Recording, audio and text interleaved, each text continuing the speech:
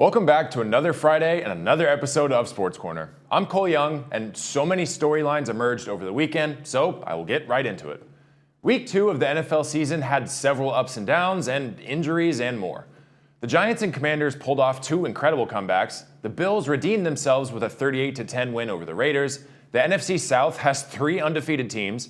The Bengals and Chargers are still looking for their first victories, and the Cowboys are looking like an early powerhouse.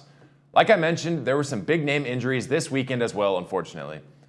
On Monday night, on a run up the middle against the Pittsburgh Steelers, Browns running back Nick Chubb suffered a devastating knee injury and will miss the remainder of the 2023 season.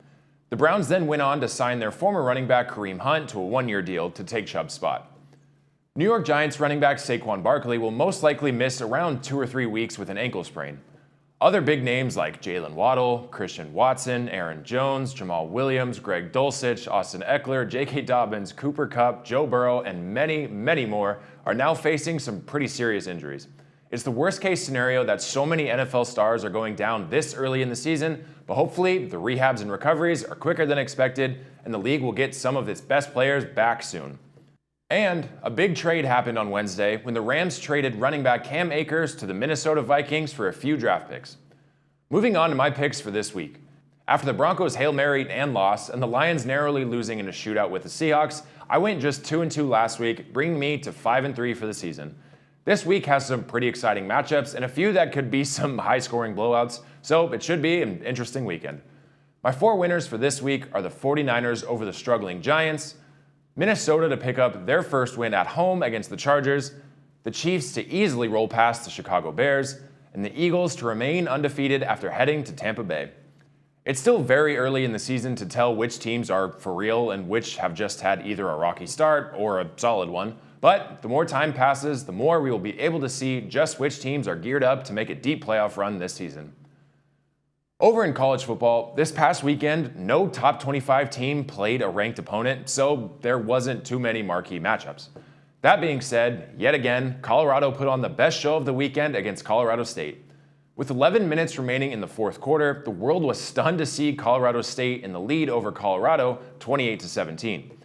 A field goal with 7 minutes remaining would narrow the lead to 28-20, then a historic 98-yard touchdown drive with under 2 minutes left in the game would tie the ball game and send it into overtime.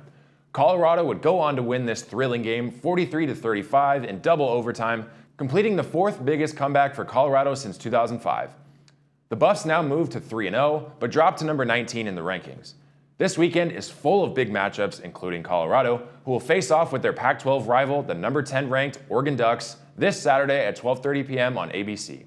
The other major game I'm looking forward to this weekend is another Pac-12 matchup between the number 22 UCLA Bruins and the number 11 Utah Utes. That game will also be on Saturday at 12:30 p.m. on Fox, so hopefully your TV has the ability to watch in split screen because you don't want to miss either of these matchups. Baseball is entering its final stage as the MLB regular season comes to a close on October 1st.